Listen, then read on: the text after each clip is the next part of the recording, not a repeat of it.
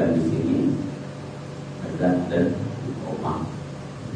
Azan ini merupakan perkara yang luar biasa. Di antara susunan ibadah sholat itu ada dua yang paling afdol dan paling gede pahalanya. Yang pertama menjadi imam, yang kedua azan. Ulama khilaf antara menjadi imam dengan azan, pahalanya mana yang paling besar. Sebagian pendapat mengatakan menjadi imam, jadi pendapat Imam Syafi'i. Tetapi pendapat mayoritas ulama yang paling afdol dan yang paling gede pahalanya itu adalah azan. Di dalam hadis baginda Nabi sallallahu alaihi wasallam mengatakan, "Law ya'lamu ummati ma fil nida was saffil awwal lastahamu alaihi."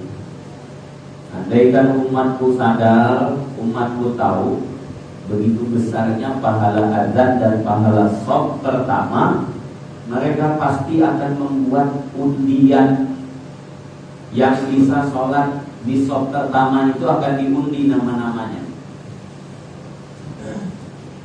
Dan yang bisa jadi muadzin itu juga bergiliran diundi juga nomor siapa. Di kita biasanya malah nggak pede ya kita disuruh azan, masya Allah.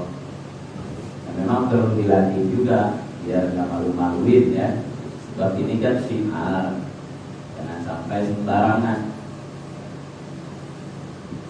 Untuk di shaf pertama, alhamdulillah. Nanti kemarin kita sudah sampaikan di belakang imam yang memang kira-kira. Minggu kemarin kita berencana hari ini praktek sholat. Ya, imam ini pembahasan azan dan iqamah ini juga menarik. Sebab jadi antara amalan yang pahalanya paling gede. Segede apa sih pahala azan itu?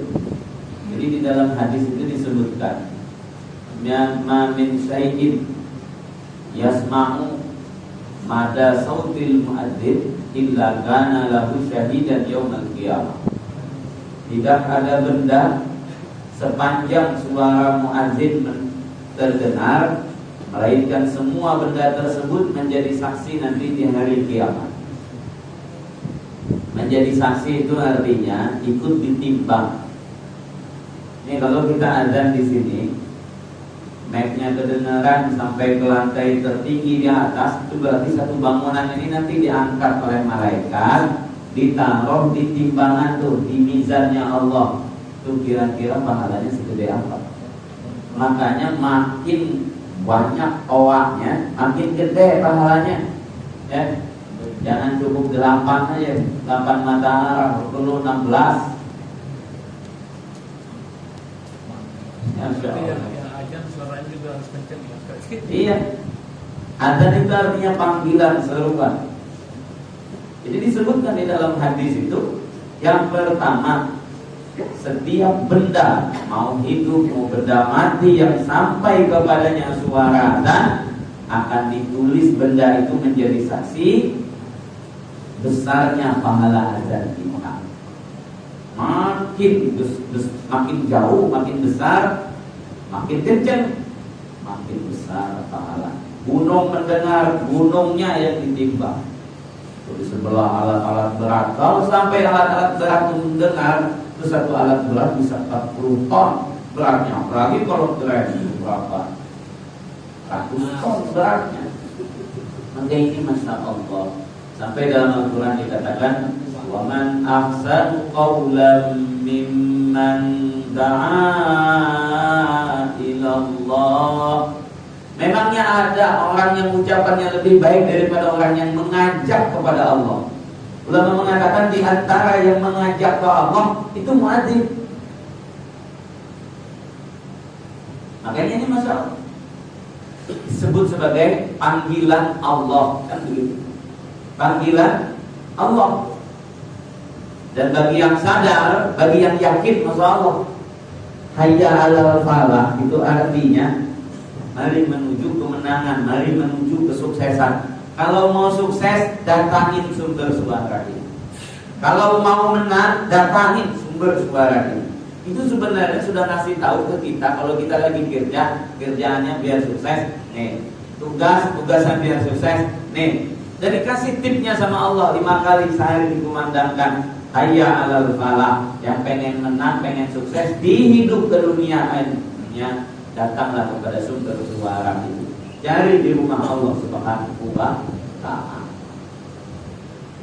Ini yang pertama. Yang kedua, dikarenakan setiap benda akan menjadi saksi, itu di dalam hadis dikatakan apabila azan dikumandangkan, ya firus syaitan akan lari. Walahu turatun, sambil kentut. Saking kencangnya bunyi suara kentut setan, itu dia nggak mendengar suara azan itu. Lari secepatnya ke tempat yang di sana mayoritasnya orang kafir, yang di sana tidak ada suara azan. Azan ini luar biasa. Di dalam kitab fikih itu dikatakan kalau di satu kampung tidak ada azan sampai 5 waktu dan kampung itu orang Islam, pemerintah boleh memerangi kampung itu, boleh digusur, diperangi. Nabi SAW kalau sampai ada berita pemberontakan misalnya, subuh-subuh beliau akan datang ke kampung itu. Kalau di subuh itu nggak ada azan, habis satu kampung. Berarti kampung ini kampung makar. Ini pentingnya azan. Banyak, Masya Allah, kelebihan azan. Azan itu akan membuang aura-aura negatif di tubuh kita. Bahkan kesedihan. Di dalam satu hadis, Nabi SAW melihat Sayyiduna Ali lagi sedih. Panggil oleh Rasulullah, wahai Ali, kenapa engkau? Saya lagi sedih, wahai Rasulullah. Kata Rasulullah, obatnya apa? Suruh orang azan di telingamu. Lagi kencang. Suruh orang azan di telingamu, kata Rasulullah. Ini pentingnya azan. Ya. Di dalam hadis disebutkan aqwalun nasi unuqan yaumal qiyamati al-muadzzinun. Di hari kiamat orang yang paling panjang lehernya muadzin. Bukan panjang leher lalu jadi kayak jerapah ya yang dibayangin begitu. Maksudnya apa? Di hari kiamat tuh masing-masing bawa dosa dan masing-masing bayangannya neraka. Itu semuanya menunduk, saking malu, saking takutnya kepada Allah. Yang berani mengangkat wajah begini sambil lihat-lihat itu cuma muadzin. Karena apa? Karena mereka diberi keyakinan oleh Allah, ketenangan hati bahwa mereka pasti dapat kasih sayang dan rahmat Allah. Jadi yang bisa celingak-celingok begini, kapan nih? Itu cuma muadzin di hari kiamat. Yang lain cuma yang ngomong begini, ketakutan dan merasa malu. Ayo. Dalam hadis man adzana muhtasiban sab'a sinin, siapa yang azan tanpa bayaran selama 7 tahun, maka Allah jamin untuknya surga. Gimana cara biar kita terus yang azan? Kita yang megang kunci masjidnya. Pokoknya kalau kita nggak turun nggak jadi buat. Nah, selanjutnya yang perlu diperhatikan, ya kita niat ngamalin azan. Jika kita mau azan tuh gimana caranya? Yang pertama menghadap kiblat. Menghadap kiblat. Dalam keadaan sudah berwudu, ya, menutup aurat. Nah, kemudian baru kalau ada pengeras suara, ambil pengeras suara. Nah, sebelum azan berniat, ya Allah ikhlaskan saya ngeluarin suara ini bukan untuk sum'ah, bukan untuk didengarin orang, enggak. Mudah-mudahan siapa yang mendengar suara saya pada datang ke masjid, mudah-mudahan penuh di masjid. Itu harapan yang pertama.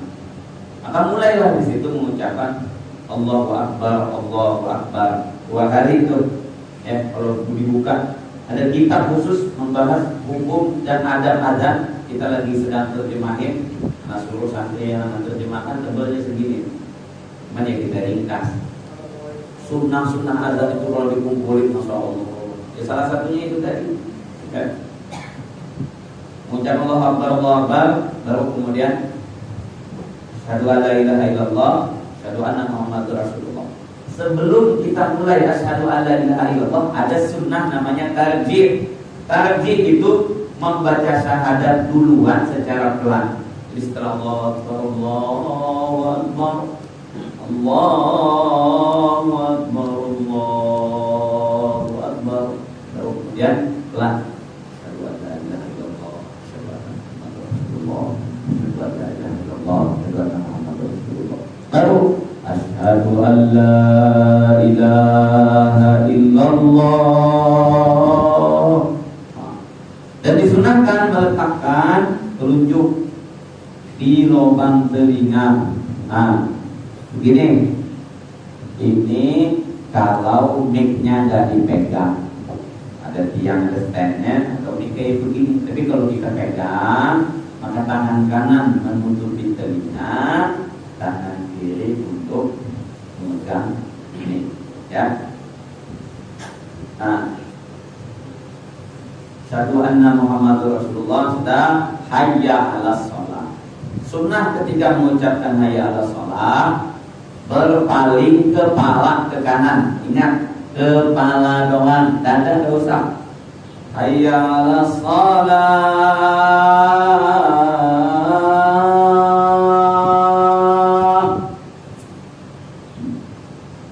hayya 'alas shalah.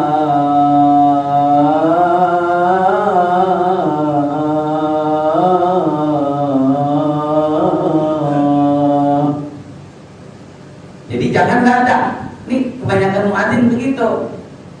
Ini karena muadzin belum ikut kursus. Nanti insya Allah kita akan buat kursus adzan, bukan lagunya, sunnah-sunnahnya. Jadi ini kadang-kadang hayya 'alas shalah, enggak, kepala saja, ya.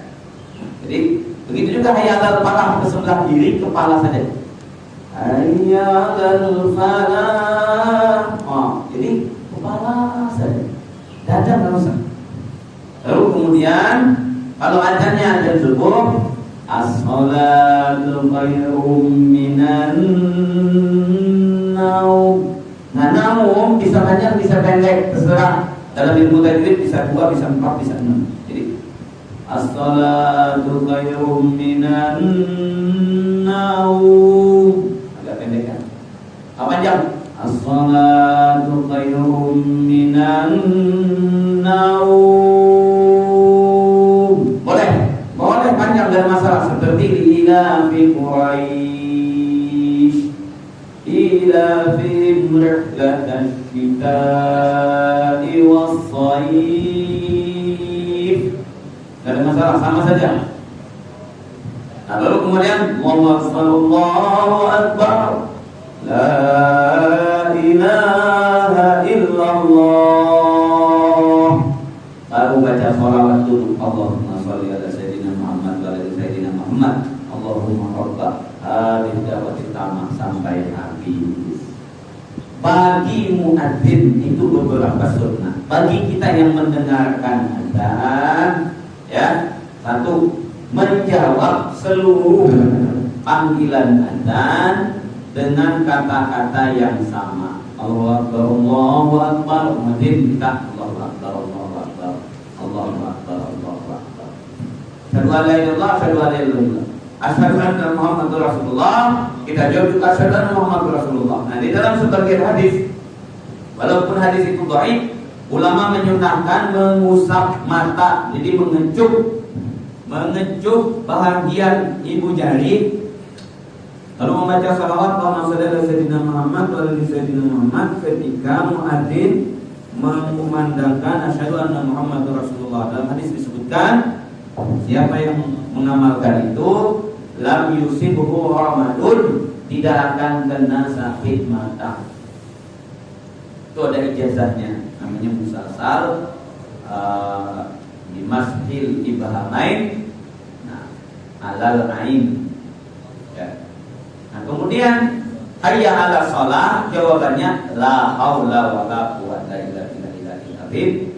Hayya 'alal falah juga sama. As-shalatu khairum minan naum, jawabannya adalah aqamahallah wa adamaha.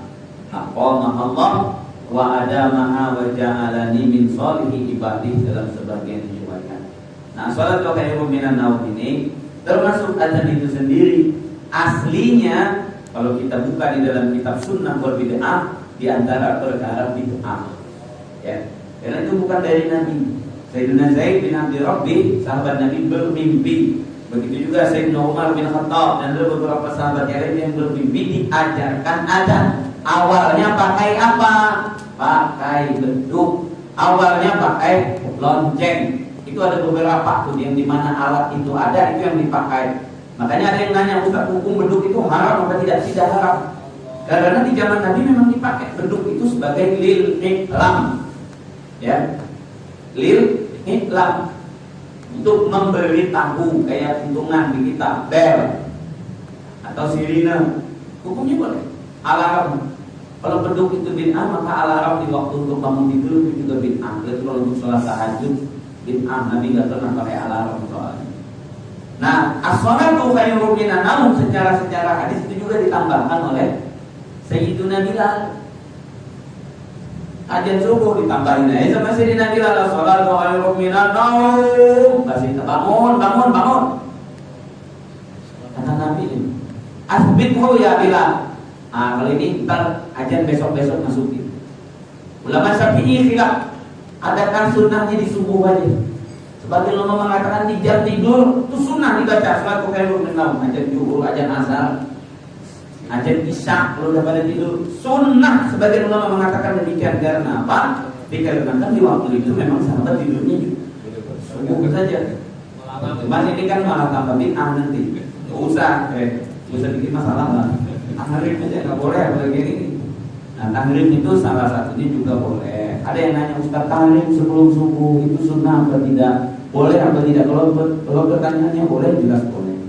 Sunnah apa tidak? Jadi Sayyidina Umar bin Khattab itu kalau membangunin orang bisa pakai takbir, Allahu Akbar, Allahu Akbar, Allahu Akbar. Itu di masjid keliling. Bahkan belum pada bangun beliau sholat tahajud sama sholat witir di masjid. Wacannya kenceng, panggil oleh Nabi, ya Umar, kenapa kau baca kenceng-kenceng begitu? Apa kata beliau? Liukidul wasnan wa atul dan syaitan. Tujuannya wahai Rasulullah biar yang tidur nih pada bangun dan untuk mengusir setan.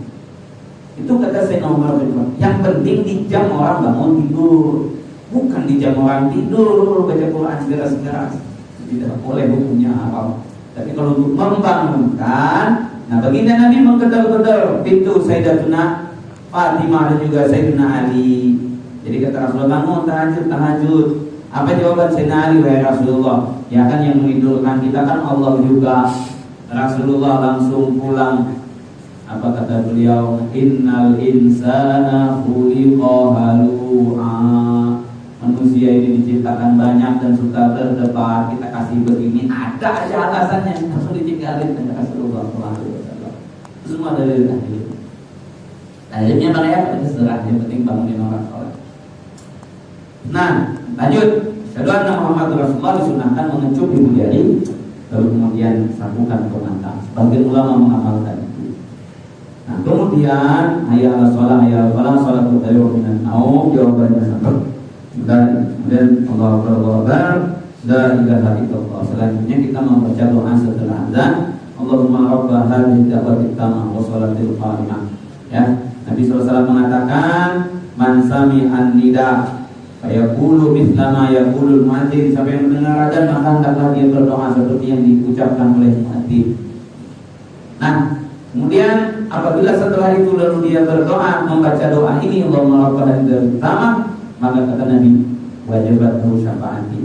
Dia berhak, layak untuk mendapat pertolonganku nanti di hari kiamat. Insyaallah pasti masuk surga. Kalau ditolong Nabi pasti masuk surga.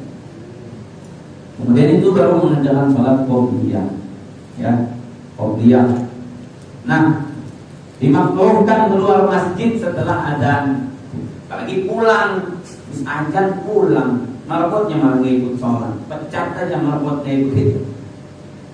Allahu Akbar. Nah, ketika qomat Kalau azan itu syaratnya mesti masuk waktu ya. Kalau belum masuk waktu tidak sah azan. Kalau misal 2 menit sebelum itu udah azan, maka azan itu mesti diulang. Belum masuk waktu, misal jamnya kecepatan, maka diulang.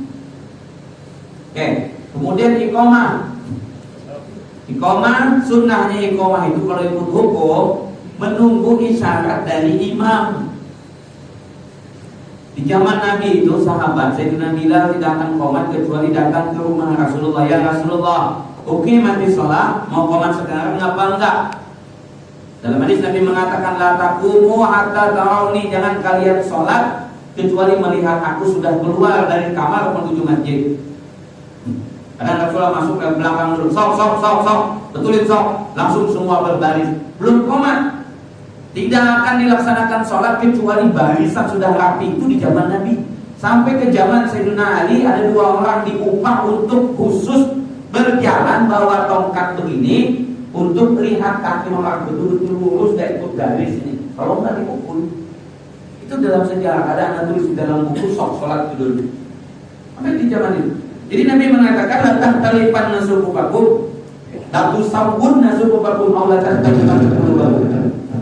Mau kalian ratakan sol atau kalian akan selalu berpecah belah.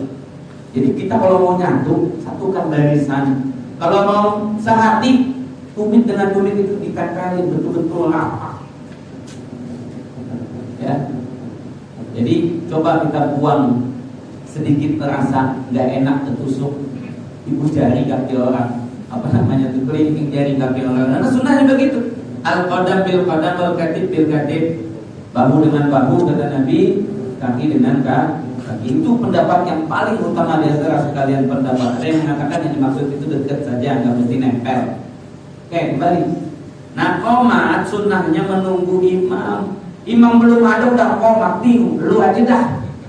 Wah, anak mending sholat sendiri daripada menjadi imam. Pada nggak sholat semua. Akhirnya masing-masing. Padahal Masya Allah 27 derajat ya. Jadi ada imam mana qomat. Jadi sebenarnya nggak mesti ikutin alarm jam kita. Ini kan yang jadi masalah begitu. Imamnya masih jalan 10 langkah lagi. Karena udah qomat akhirnya ditukar imamnya yang lain. Ya memang kalau di masjid karyawan di sana kepake banget, misalnya masjid stasiun ya memang mesti cepat. Tapi kalau masjid kampung dan seumpamanya ikut aturan di dalam hadis itu khususnya ya sholat selain maghrib itu antara azan dengan iqamah di dalam hadis itu sempat yang makan menyelesaikan makannya, bahkan sempat yang pengembala kambing masukin kambing ke kandang. Kira berapa menit? Bukan 10 menit. Kalau ikut hadis nih, bukan 10 menit, setengah jam kalau setengah jam. Ya. Kita dari rumah sholat qobliyah di rumah ke masjid udah 2 rakaat tuh imam ya tadi. Nah ini di antara perkara yang belum tepat secara sunnah. Ntar kalau kita punya masjid terus setengah jam tulis di situ. Kabur deh mana kita doang sholat. Ya kalau di pesantren kita biasa subuh itu setengah jam. Antum kalau ke pesantren yang Mbah Maimun udah biru tuh matahari, jangan siang, jangan udah siang. Saking ispal, nggak tahu mereka mungkin ikut pendapat mazhab Hanafi yang mengatakan sholat subuh itu agak terang, bukan di waktu gelap. Kita gelap itu hadis Sayyidatuna Aisyah yang mengatakan golas dalam bahasa Arab artinya gelap. Jadi sehingga perempuan pulang dari masjid kata beliau mayukrafna minal golas, tidak ada yang diketahui, tidak ada yang dikenal karena begitu gelapnya. Saking gelapnya sholat subuh di zaman Nabi. Kata Sayyidina Jabir, kami tidak tahu siapa yang sholat di sebelah kami karena mukanya nggak kelihatan. Masjid di zaman itu nggak pakai lampu ya. Kembali qomat menunggu isyarat imam. Nah, qomat dikumandangkan, sunnah qomat apa? Yang pertama, tidak pakai tangan. Qomat itu begini saja, tidak pakai tangan. Ya, jangan begini kalau qomat. Yang kedua, tarasul. Tarasul itu cepat. Allahu Akbar. Asyhadu an la ilaha illallah, asyhadu anna Muhammadar Rasulullah. Jangan lambat. Allahu Akbar. Enggak. Cepat. Yang ketiga, sunnah menjawab iqamah. Ya, sunnah menjawab iqamah itu jawabannya itu sama kayak jawaban adzan. Allahu Akbar. Asyhadu an la ilaha illallah, asyhadu anna Muhammadar Rasulullah, hayya 'alas shalah. Dan jawabannya juga la haula. Qad qamatis shalah, qad qamatis shalah. Nah, jawabannya aqamahallahu wa adamaha. Tadi salah ya. As-salatu khairum minan naum, jawabannya apa jawabannya? Salatu khairum minan naum. Sadaqta wa barakta. Ada riwayat wa barirta. Engkau benar dan engkau telah berbuat baik. Nah, Oman aqamaha Allah wa adamaha. Semoga Allah selalu mengizinkan berdirinya, terlaksananya sholat. Itu aqamaha Allah wa adamaha. Dan la ilaha illallah. Setelah la ilaha baca Allahumma rabba hadhihi da'wah lagi. Jadi sunnahnya membaca Allahumma rabba hadhihi da'wati qamah itu 2 kali. Setelah adzan dan setelah qomat. Jangan imam langsung la ilaha illallah. Tahu. Allahu akbar. Enggak, Allahumma rabba hadhihi da'wati tammah wa salatil qa'imah. Baru kemudian tahu suruh pun dipastiin. Tuh yang berdiri di pojok sana kaki apa ceker. Pastiin dulu tuh. Kakinya lurus, Pak maju yang kosong di depan sana tolong diisi. Itu termasuk amar ma'ruf nahi mungkar. Juga jadi kalau udah qomat Ustaz langsung sholat. Enggak begitu juga di dalam kitab Iskatul Masobi itu pernah Nabi sholat isya pas qomat ada sahabat datang, ada masalah curhat dulu, curhat dong Ustaz. Itu dikatakan sampai jamaah pada ketiduran, belum selesai urusan. Ya, ada hadisnya kayak begitu. Jadi bukan ya kalau darurat ya gimana? Santai aja. Jadi jangan juga nggak boleh lagi ada omongan. Jadi Nabi SAW setelah sholat mengatakan istawu sufufakum, rapatkan. Dan karena ada yang bilang ini Ustaz, ada nggak dalilnya suruh memperingatkan HP itu di silent?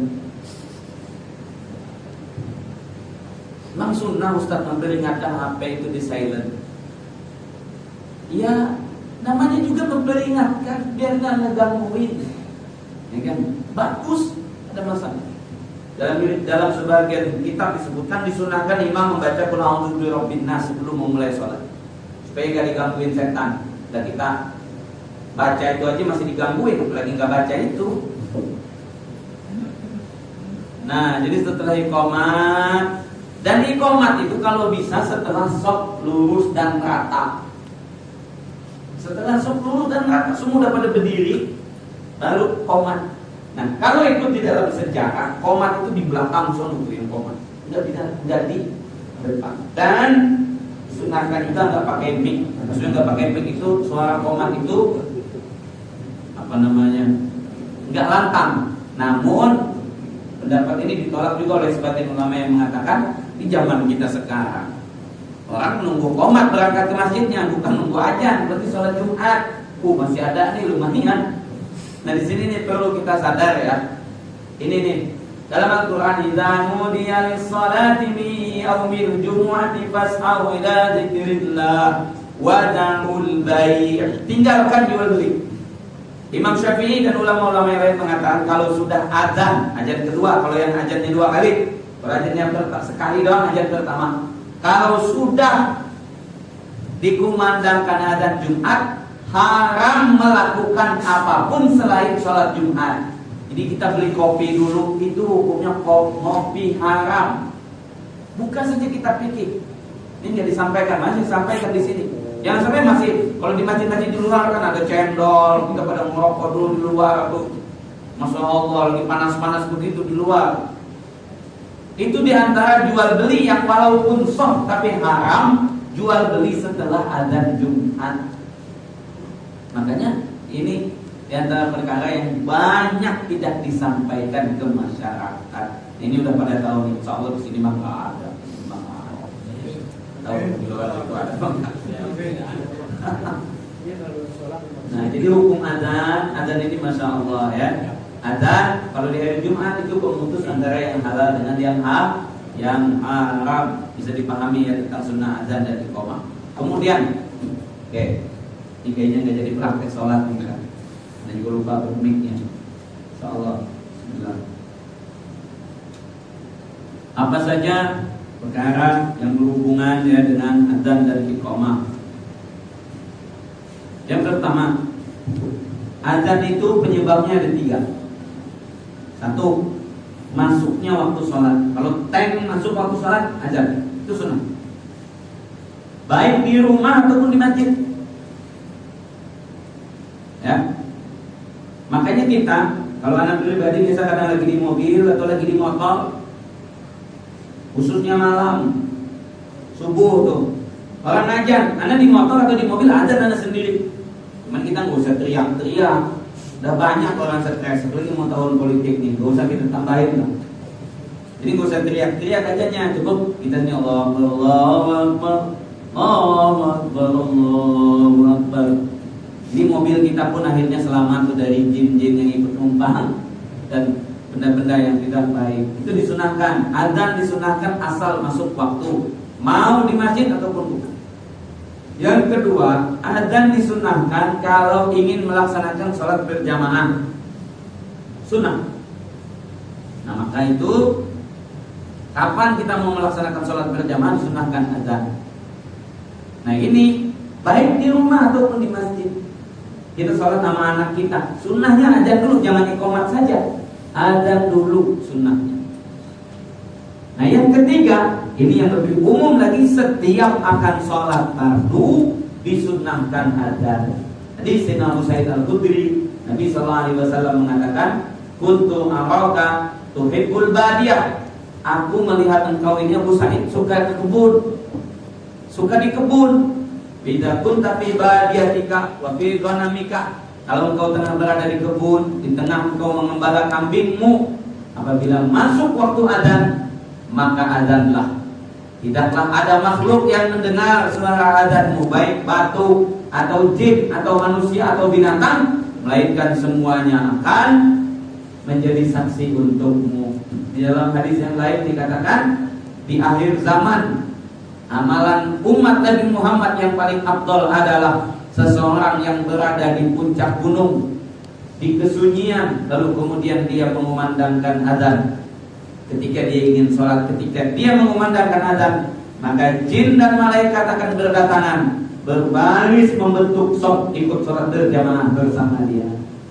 Nah kita di rumah, kalau kita nggak pede nih aja di masjid, di musola, di rumah di kamar kita adzan. Jangan sampai rumah kita nggak pernah mendengar suara adzan dari kita. Dan yang kita baca Quran agak-agak jarang. Maka sholat itu ya, rumah itu ada adat-adat rumah, sunnah-sunnah rumah. Di antaranya mengerjakan sholat di rumah itu kalau bisa diputar ke ruang tamu, ke ruang keluarga, ke kamar, khususnya di kamar tuh, baru ke dapur. Di mana tempat di rumah kita kalau bisa kita pakai buat sholat. Kalau di dapur nggak mungkin, nggak apa-apa di luar. Di rumah itu ada ruhnya. Jangan dikira rumah itu nggak hidup. Ada disebut umarul bait. Kalau bahasa kita kuncen. Nah itu ada makhluk Allah, ada malaikat, ada jin yang menjaga rumah kita. Nah selanjutnya mengumandangkan adzan di dalam rumah, di dalam kamar. Kita mau sholat sama istri kita yang adzan, istri qomat. Sunnah kalau bukan juga melaksanakan iqamah. Nah selanjutnya ya yang ketiga tadi, adzan ketika kita akan melaksanakan sholat. Makanya kadang-kadang ada yang nanya pengajian isya tuh.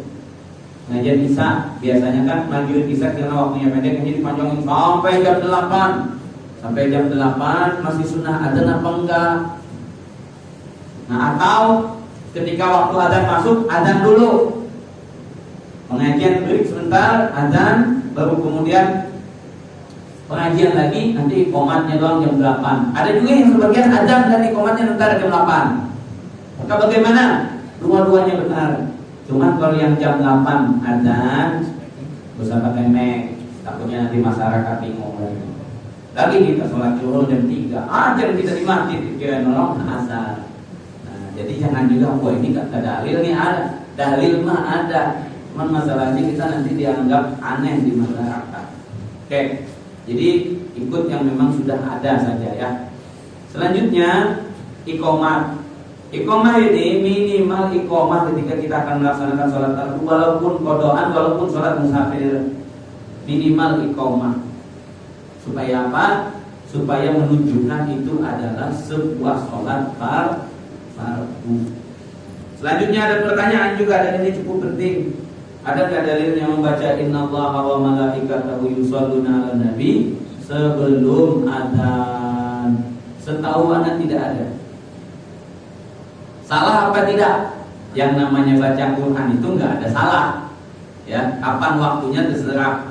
Akan tetapi bukan termasuk sunnah adzan membaca innallaha wa malaikatahu yusholluna 'alan nabi. Tapi kalau ngetes mic pakai itu gimana Ustaz? Bagus daripada 1 2 nggak dapat pahala apa-apa. Jadi innallaha wa malaikatahu. Tapi kalau setelah adzan kan kita disunahkan baca sholawat. Boleh nggak membaca innallaha wa malaikatahu? Boleh. Karena kan ulama mengatakan setiap memulai sholawat disunahkan memulai dengan bacaan Al-Quran. Itu innallaha wa malaikatahu yusholluna 'alan nabi. Oke, itu diantara beberapa perkara yang berhubungan dengan adzan. Selanjutnya masalah adzan Jumat 2 kali. Karena ada tulis buku judulnya adzan Jumat 2 kali. Membahas di situ. Jadi dalam fikih mazhab semua mazhab membolehkan dan tidak ada yang melarang dan tidak ada yang mengatakan bid'ah. Dikarenakan dalam hadis yang diriwayatkan oleh Imam Zuhri dalam Sahih Bukhari dinyatakan begitu, dan adzan 2 kali itu sampai hari kiamat. Tulisannya begitu. Nah, terus kalau kita adzannya sekali gimana? Ya nggak masalah juga. Dua-duanya benar, ya. Dua-duanya benar, sama kayak khutbah, kayak podium, sama pakai mimbar. Sunnahnya yang mana? Kalau ikut nanti pakai mimbar 3 tingkat, 3 tangga di tempat yang tinggi, itu dimaksudnya. Walaupun secara hukum kita berdiri begini juga khutbah sah. Asal berdiri, syarat khutbah berdiri. Misalnya alhamdulillah berdiri, boleh sah. Tidak ada masalah. Cuman sunnahnya di tempat yang lebih tinggi. Mudah-mudahan ini bisa dipahami. Jadi hal-hal kayak begini khilaf yang tidak perlu dibesar-besarkan. Ya, di antara khilaf yang tidak perlu dibesar-besarkan ini perkara azan dan perkara yang berhubungan dengan azan. Kemudian di dalam fikih mazhab Syafi'i ada tambahan. Kapan saja azan itu disunahkan selain di dalam sholat. Dalam mazhab lain tidak ada. Pertama yang disepakati oleh ahli hadis, azan ketika bayi baru dilahirkan, baik laki-laki ataupun perempuan, azan di telinga kanannya, iqamah di telinga kiri. Nah ini kita usahakan, kita sebagai bapaknya yang azan. Jadi ketika keluar bilang ke perawat atau bidan, sebentar saya azan. Diizinin kalau cuma sebentar. Azan Allahu Akbar. Supaya kalimat yang baru masuk pertama di telinga bayi tadi ketika masuk ke alam dunia adalah kalimat Allah. Itu disunahkan. Hadisnya walaupun dhaif, sampai dikatakan oleh Tengku Wisnu itu tidak sunnah. Mana ada tidak sunnah? Semua ulama mengatakan sunnah. Inilah kesalahpahaman. Kalau hadisnya dhaif perlu nggak sunnah?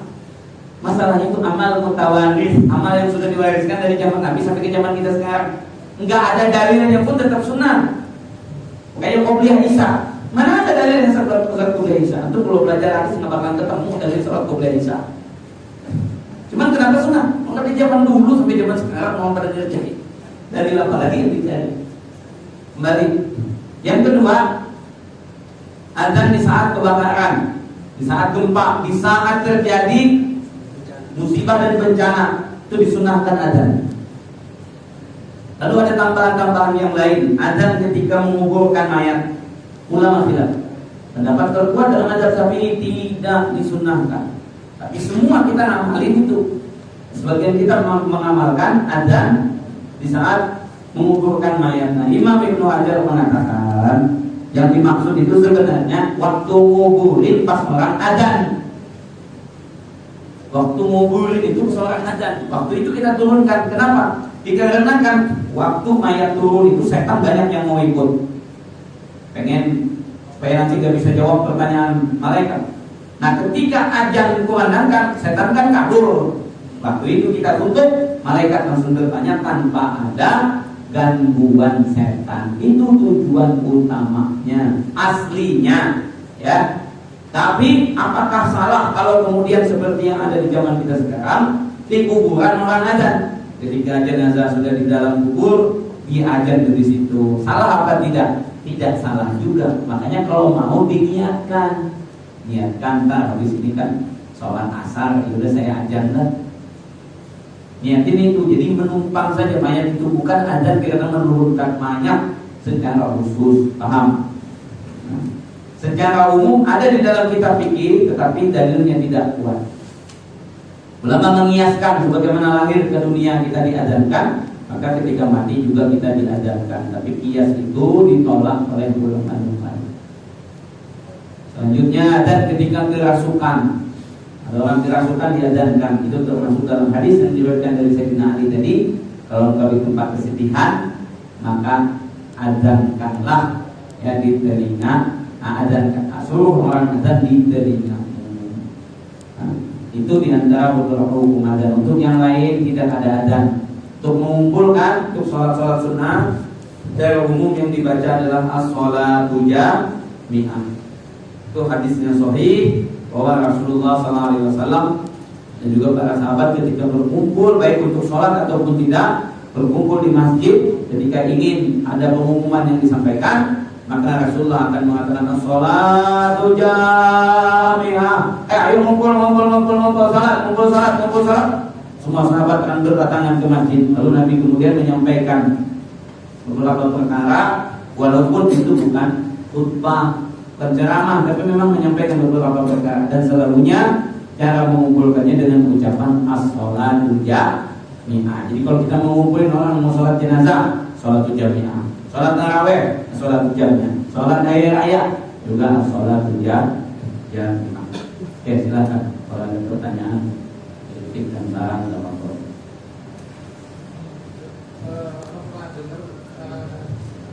Siapa yang tidak belajar, terutama untuk ibu perempuan yang tidak belajar, ketika menjawab anda dengan sempurna dari awal muka itu dapat keutamaan juga apa yang didapatkan oleh majlis di menjawab saksi dari perempuan dan teman-teman sampai ke Nanti masuk di dalam hadis al-mutasyarikan fil bir, ya, orang yang bekerja sama dalam kebaikan. Masuknya di sini. Jadi dia menjadi saksi sekaligus disaksikan. Nah, jadi menjadi saksi terhadap azan orang lain. Nah, dengan itu akhirnya dia disaksikan bahwa dia telah menunaikan panggilan Allah Subhanahu wa taala. Tetapi secara kelebihan tetap yang azan kelebihannya nggak bisa dikejar sama yang tidak azan, ya. Jadi yang mendengar azan saja kelebihannya tidak sama dengan yang didapatkan oleh orang yang azan. Dikarenakan memang kalau sama ya kita nggak perlu azan dong. Dan tadi hadis mengatakan mereka akan memperebutkan azan itu kalau mereka tahu besarnya pahala azan. Tetapi di zaman Nabi sendiri tidak semua orang diizinkan azan, ya. Nabi memiliki 3 muadzin. Di Mekah itu Sayyidina Abu Mahdurah, kemudian di Madinah ada Bilal dan juga Abdullah ibnu Ummi Maktum. Jadi ini artinya apa? Ini bukan semua sahabat lalu kemudian menjadi muadzin. Sering ditanyakan Rasulullah sendiri pernah azan apa tidak? Secara umum untuk sholat fardu tidak ada riwayat. Tetapi kalau untuk azan yang disebutkan, beliau pernah mengazankan bayinya Sayyidina Hasan ketika Sayyidatuna Fatimah melahirkan. Yang azan adalah Rasulullah Shallallahu Alaihi Wasallam. Sedikit kita lihat terutama kalau wajib-wajib yang dikait pembawaan amal itu kan ada yang azan sama yang komat beda. Tapi setelah ada pendapat bahwa yang azan yang komat langsung orang, kalaupun orang lain itu yang komat itu izin sama etikanya izin sama yang azan. Apakah pendapat itu seperti apa? Di dalam hadis itu disebutkan ada seorang sahabat azan. Ketika iqamah datang Sayyidina Bilal mau qomat. Maka Nabi melarang Bilal qomat. Kata Nabi SAW, man azan fahuwa yuqim. Siapa yang azan dia juga yang iqamah. Itu sunnahnya.